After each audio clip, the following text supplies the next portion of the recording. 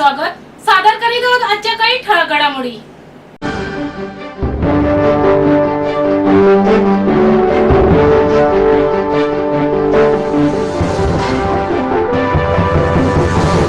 परिवहन मंत्री प्रताप सरनाईक यांच्या संस्कृती आर्ट फेस्टिवलच्या माध्यमातून ठाणेकरांना त्यांचा हक्काचा फेस्टिवल मिळाला आहे. संगीताच्या कार्यक्रमाला ठाणेकर उत्तम प्रतिसाद देतात याचा अनुभव आला आहे. त्यामुळे ठाण्याचे लोक हे सुरेल आहेत, कारण ते आमच्या पाठीशी आहेत, असे प्रतिपादन राज्याचे मुख्यमंत्री देवेंद्र फडणवीस यांनी केले आहे. परिवहन मंत्री प्रताप सरनाईक यांच्या माध्यमातून संस्कृती आर्ट फेस्टिवलचे आयोजन करण्यात आले होते. काल शेवटच्या दिवशी राज्याचे मुख्यमंत्री देवेंद्र फडणवीस यांनी या फेस्टिवलला भेट दिली. उपवन आर्ट फेस्टिवलच्या माध्यमातून ठाणेकरांना त्यांचा हक्काचा फेस्टिवल मिळाला आहे. प्रत्येक वर्षी हा फेस्टिवल आधीच्या वर्षापेक्षा अधिक रंगतदार होत असल्याचे मुख्यमंत्री फडणवीस म्हणाले. या फेस्टिवलच्या माध्यमातून खऱ्या अर्थाने कलेचा मनसोक्त आनंद लुटता येतो. संगीताच्या कार्यक्रमात ठाणेकर ज्या प्रकारे प्रतिसाद देतात त्यावरून ठाणेकर हे सुरेल आहेत, कारण ते आमच्या पाठीशी असल्याचे फडणवीस यांनी सांगितले. देशभरातील प्रतियश कलाकार या ठिकाणी आपली कला सादर करण्यासाठी येत असतात. ठाणेकरांसाठी ही मोठी सांस्कृतिक मेजवानी असल्याचेही मुख्यमंत्री म्हणाले. यावेळी प्रसिद्ध गायक मिक्का सिंग यांचेही त्यांनी कौतुक केले. मिक्का सिंग हे उत्तम गायक असून त्यांची स्वतःची गाणी तर प्रसिद्ध आहेतच, मात्र किशोर कुमार यांचे त्यांनी गायलेले गाणे देखील अप्रतिम होते. अशा प्रकारे दुसऱ्या गायकाची गाणी गाणं हे देखील कौतुकास्पद असल्याचे फडणवीस म्हणाले. एवढ्या मोठ्या प्रमाणात फेस्टिवलचे आयोजन केल्याबद्दल फडणवीस यांनी सरनाईक यांचे यावेळी विशेष अभिनंदन देखील केले. यावेळी मंचावर आमदार संजय केळकर, आमदार निरंजन डावखरे, पोलीस आयुक्त आशुतोष डुमरे, ठाणे महापालिका आयुक्त सौरभ राव आणि इतर मान्यवर उपस्थित होते. श्री फडणवीस यांनी प्रसिद्ध गायक मिक्का सिंग यांच्या गाण्याचा आनंद देखील मनमुरादपणे लुटला. यावेळी मुख्यमंत्र्यांनी मिक्का सिंग यांच्याकडे एका गाण्याची देखील फरमाईश केली होती. एक मराठी भाषक म्हणून आपण आपल्या मराठी भाषेचा अभिमान बाळगून ही भाषा जास्तीत जास्त टिकण्यासाठी लक्ष्य निर्धारित करून वाटचाल करायला हवी. आपल्या कणाकणात मराठीचा अभिमान जाणवायला हवा. अभिजात भाषेला आता आधुनिक भाषा करण्याचे मोठे आव्हान आपल्यासमोर आहे, असे प्रतिपादन डॉक्टर निर्मिही फडके यांनी जगू मराठीचे रंगी या विषयावरील व्याख्यानात केले. ठाणे महापालिका मुख्यालय येथे मराठी भाषा संवर्धन पंधरवड्याचं उद्घाटन डॉक्टर फडके यांच्या व्याख्यानाने झाले. राज्यभरात 14 जानेवारी ते 28 जानेवारी 2025 हा मराठी भाषा संवर्धन पंधरवडा म्हणून साजरा केला जात आहे. त्यानिमित्ताने ठाणे महानगरपालिकेची विविध उपक्रम आणि कार्यक्रमाचे आयोजन करण्यात आले आहे. या पंधरवड्याचे उद्घाटन महापालिकेचे अतिरिक्त आयुक्त संदीप माळवी, उपायुक्त उमेश बिरारी आणि डॉक्टर निर्मिही फडके यांच्या हस्ते दीप प्रज्वलन करून आज सकाळी कैलासवासी नरेंद्र बल्लाळ सभागृहात करण्यात आले. त्यानंतर महापालिका अधिकारी आणि कर्मचारी यांच्यासाठी डॉक्टर निर्मिही फडके यांचे जगू मराठीचे रंगी या विषयावर व्याख्यान झाले. मराठी भाषेला अभिजात भाषेचा दर्जा नुकताच मिळाला आहे, त्यामुळे हा मराठी भाषा संवर्धन पंधरवडा अधिक उत्साहाने साजरा करण्याचा योग आला आहे. आपली भाषा ही रांगडी भाषा आहे. संतांनी आपल्या नसानसा रुजवलेली भाषा आहे. त्यामुळे काहींच्या मनात भाषेच्या भवितव्याविषयी व्यर्थ चिंता आहे. आपली भाषा शतकानुशतके टिकणारी आहे. त्या भाषेचा प्रभाव वाहता ठेवून तिला आणखीन समृद्ध करण्याची जबाबदारी आपली आहे, असे प्रतिपादन या पंधरवड्याचे उद्घाटन करताना ठाणे महापालिकेचे अतिरिक्त आयुक्त संदीप माळवी यांनी केले. घोडबंदर येथील कावेसर भागात सोमवारी पहाटे एका 15 वर्षीय अल्पवयीन मुलगा टेम्पो मुंबईच्या दिशेने घेऊन जात असताना टेम्पोवरील नियंत्रण सुटल्याने त्याने रस्त्याच्या कडेला उभ्या असलेल्या 2 रिक्षांना धडक दिली आणि त्यानंतर टेम्पो मेट्रो कामाकरिता खोदलेल्या खड्ड्यात जाऊन पडला. या अपघातात एक रिक्षाचालकाचा मृत्यू झाला आहे, तर दुसरा रिक्षाचालक गंभीर जखमी झाला आहे.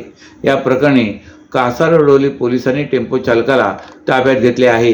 जितेंद्र मोहन कांबळे असे अपघातात मृत पावलेल्या रिक्षाचालकाचे नाव असून ते वर्तकनगर येथील नेहरूनगर भागात राहत होते. तर गणेश विश्वनाथ वाघमारे असे जखमी रिक्षाचालकाचे नाव असून त्यांना उपचारासाठी ठाणे जिल्हा शासकीय रुग्णालयात दाखल करण्यात आले. ठाण्याच्या घोडबंदर भागातून जाणाऱ्या महामार्गावर वाहनांची सतत वर्दळ असते. दुपार आणि रात्रीच्या वेळेत अवजड वाहनांची वाहतूक या मार्गावरून सुरू असते. त्यातच या मार्गावर मेट्रो प्रकल्पाबरोबरच मुख्य आणि सेवा रस्ते जोडण्याचे काम सुरू आहे. त्यामुळे कोंडीची समस्या सातत्याने निर्माण होत आहे. या मार्गावरून काल पहाटे एक अल्पवयीन मुलगा टेम्पो घोडबंदरहून मुंबईच्या दिशेने घेऊन जात होता. कावेसर भागात त्याचा टेम्पोवरील ताबा सुटला आणि त्याने रस्त्याच्या कडेला उभ्या असलेल्या 2 रिक्षांना धडक दिली. त्यात जितेंद्र मोहन कांबळे आणि गणेश वाघमारे हे दोघे रिक्षाचालक गंभीर जखमी झाले. त्यांना पोलीस कर्मचाऱ्यांनी रुग्णवाहिकेमधून ठाणे जिल्हा शासकीय रुग्णालयात उपचारासाठी दाखल केले. तिथे जितेंद्र कांबळे यांना डॉक्टरांनी मृत घोषित केले व दोन्ही रिक्षांना धडक दिल्यानंतर टेम्पो बाजूलाच असलेल्या मेट्रोसाठी खोदलेल्या खड्ड्यात जाऊन पडला. त्यामुळे या मार्गावर काही काळ वाहतूक कोंडी निर्माण झाली होती. महाराष्ट्रातील भगिनींना आधार देणारी राज्य शासनाची मुख्यमंत्री माझी लाडकी बहीण योजना. या योजनेअंतर्गत अल्प उत्पन्न गटातील 21 ते 65 वयोगटाच्या भगिनींना मिळणार दरमहा 1500 रुपयांची मदत. अर्ज करण्यासाठी 31 ऑगस्ट 2024 पर्यंत मुदतवाढ. कुटुंबाचं वार्षिक उत्पन्न 2.5 लाख रुपयांपेक्षा कमी असलेल्या महिला पात्र. कुटुंबाकडे पिवळं किंवा केशरी रेशन कार्ड असल्यास उत्पन्नाचा दाखला आवश्यक नाही. पांढरं रेशन कार्ड असेल किंवा रेशन कार्ड नसेल तर कुटुंबाचं वार्षिक उत्पन्न 2.5 लाखांपेक्षा कमी असल्याचा दाखला आवश्यक. योजनेसाठीचा ऑनलाईन अर्ज नारी शक्ती दूत ॲपवरून किंवा पोर्टलवर भरता येईल.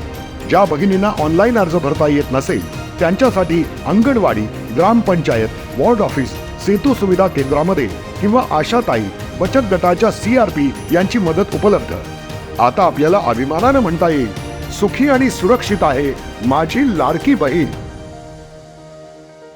दी इंडियन इन्स्टिट्यूट ऑफ आर्किटेक्टच्या ठाणे केंद्रातर्फे 24 आणि 25 जानेवारी रोजी ठाण्याच्या डॉक्टर काशीनाथ घाणेकर नाट्यगृहात महाराष्ट्र आणि गोव्यातील वास्तुविशारद यांचे राज्य अधिवेशन महाकॉन 25 आणि पश्चिम प्रादेशिक परिषदेचे आयोजन करण्यात आले असल्याची माहिती the Indian Institute of Architects Thane सेंटरचे अध्यक्ष आणि महाकॉन 25चे संयोजक वास्तुविशारद मकरंद तोरसकर आणि the Indian Institute of Architects Maharashtra चॅप्टरचे अध्यक्ष वास्तुविशारद संदीप प्रभू यांनी पत्रकार परिषदेत माहिती दिली.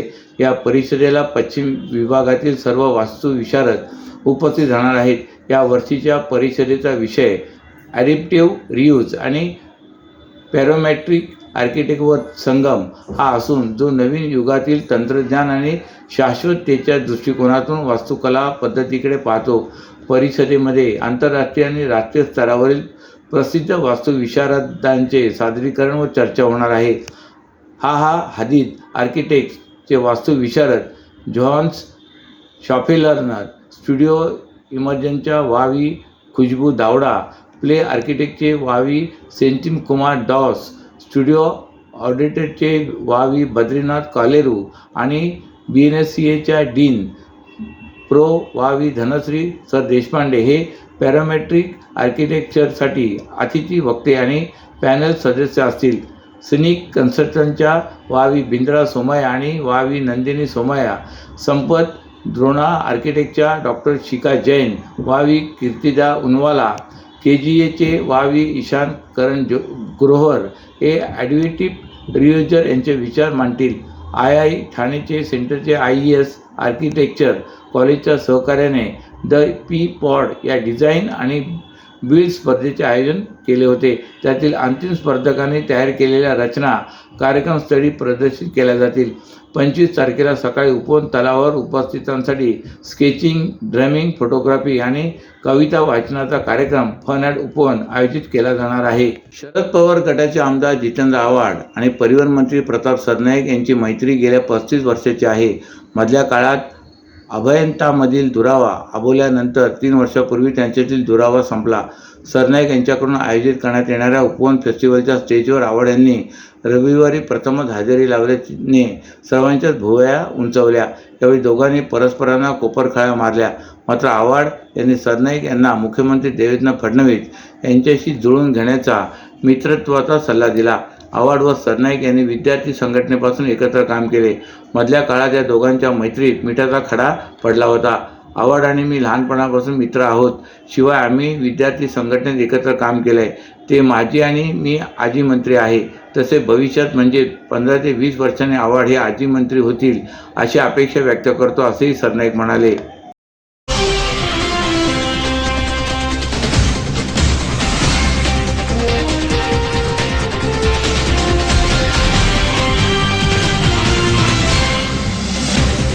तर या होत्या आजच्या काही ठळक घडामोडी. तर पुन्हा भेटू याच वेळी याच ठिकाणी. ठाणे दर्पण या वृत्तवाहिनीचे प्रसारण YouTube वर पाहायला विसरू नका.